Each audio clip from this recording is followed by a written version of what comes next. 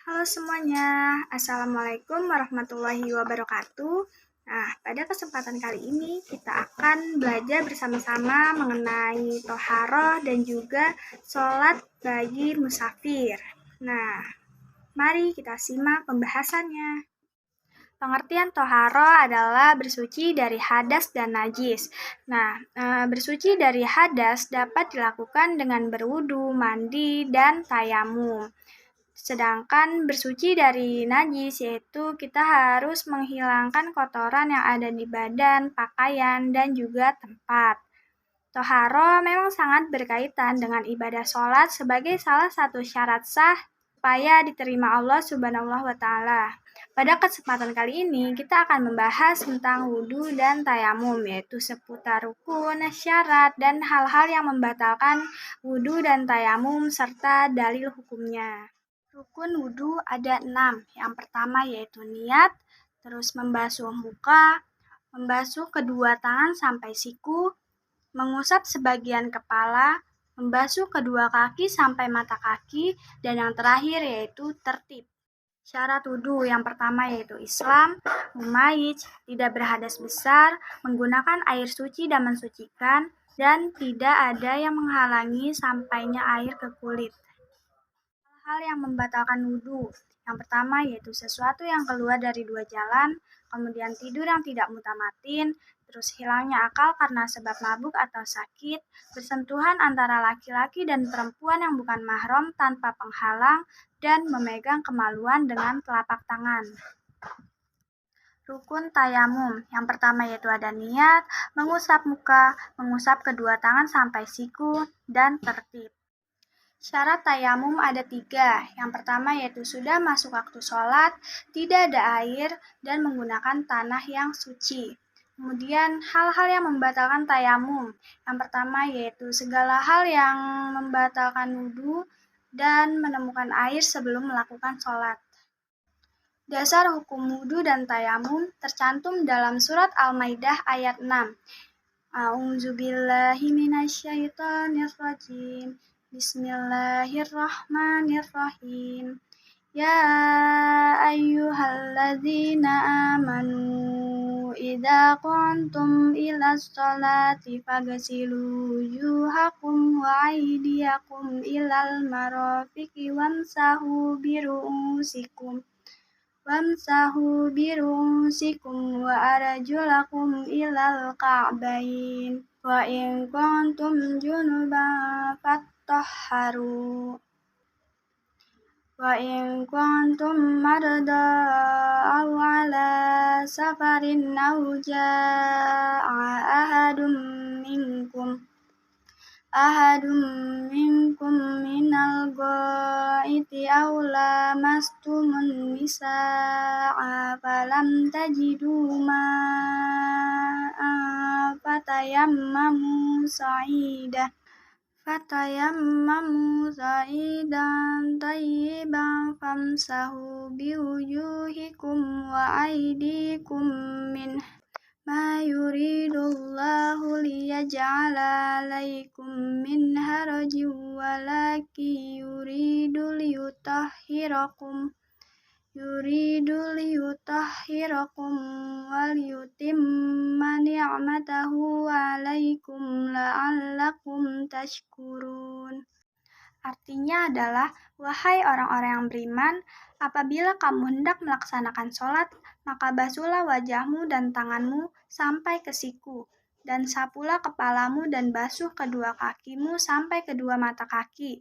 Jika kamu junub, maka mandilah, dan jika kamu sakit atau dalam perjalanan atau kembali dari tempat buang air atau menyentuh perempuan, maka jika kamu tidak memperoleh air, maka bertayamumlah dengan debu yang suci. Usaplah wajahmu dan tanganmu dengan debu itu. Allah tidak ingin menyulitkan kamu, tetapi Dia hendak membersihkan kamu dan menyempurnakan nikmat-Nya bagimu, agar kamu bersyukur. Al-Quran Surat Al-Maidah ayat 6. Niat wudhu, yaitu nawaitul wudu'a li raf'il hadasil asghari fardhan lillahi ta'ala. niat tayamum, yaitu bismillahirrahmanirrahim. Nawaitu tayammuma li istibahatis sholati lillahi ta'ala. Baik, sekarang saya akan mempraktekkan tentang tata cara tayamum. Yang pertama kita niat dulu, yaitu nawaitu tayammuma li istibahatis sholati lillahi ta'ala. Kemudian kita cari tanah atau debu yang suci, yaitu kita taruh, terus kemudian gini, habis itu mengusap muka 1 kali saja. Kemudian ke tempat yang tanah yang berbeda, ya jangan yang sama. Kemudian lagi, kemudian ini sampai siku, kemudian bagian dalamnya. Nah, kemudian ini lagi tempat yang berbeda. Ini.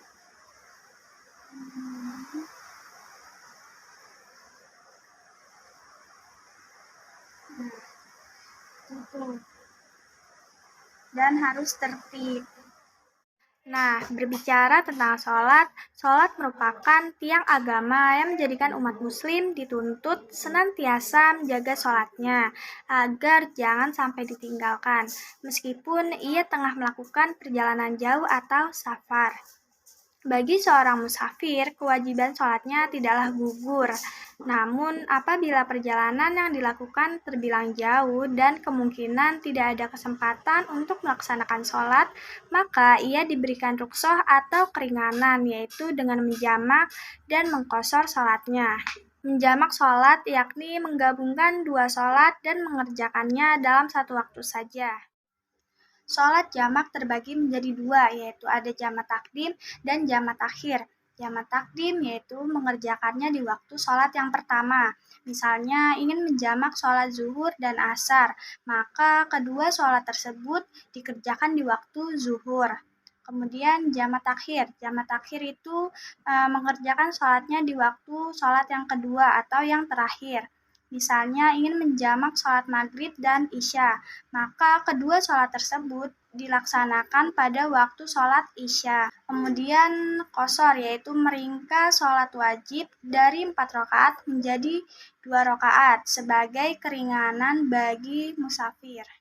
Dalil diperbolehkannya sholat jamak dan qashar yaitu A'udzubillahi minasyaitonirrajim. Bismillahirrahmanirrahim. Wa idza darabatum fil ardi falaisa 'alaikum junahun an taghsuru minas sholati in khiftum ayyaftinakumul ladzina kafaru innal kafirina kanu lakum aduwwam mubina. Artinya, dan apabila kamu bepergian di bumi, maka tidaklah berdosa kamu mengqashar sholat jika kamu takut diserang orang kafir. Sesungguhnya orang kafir itu adalah musuh yang nyata bagimu. Al-Quran Surat An-Nisa ayat 101.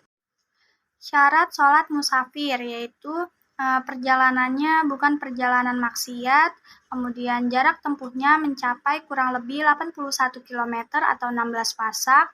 Kemudian sholat yang diqashar adalah sholat yang jumlah rakaatnya 4. Berniat untuk sholat jamak atau qashar dan tidak bermakmum pada orang yang mukim. Niat sholat jamak takdim zuhur dan asar yaitu Bismillahirrahmanirrahim.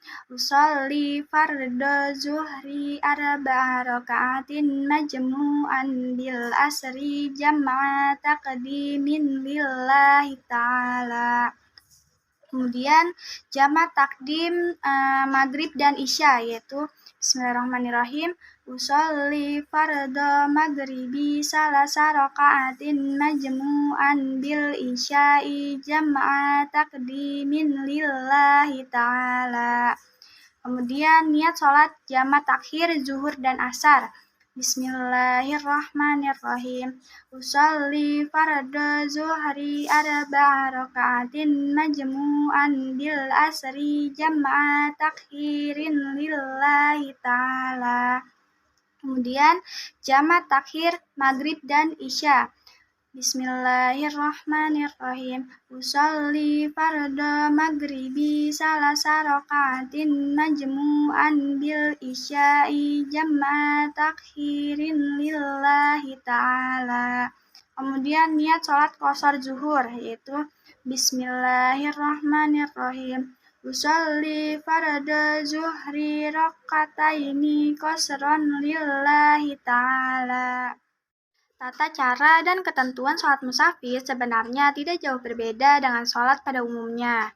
Nah, di sini kita ambil contoh tata cara sholat jamak takdim zuhur dan asar.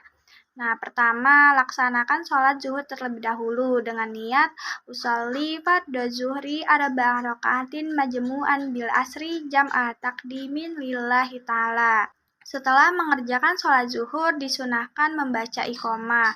Kemudian dilanjut dengan sholat asar dengan niat usolli fardhal asri arba'a rakaatin majmu'an bil zuhri jam'a takdimin lillahi ta'ala. Terima kasih telah menonton video ini. Kurang lebihnya mohon maaf dan semoga bermanfaat. Wassalamualaikum warahmatullahi wabarakatuh.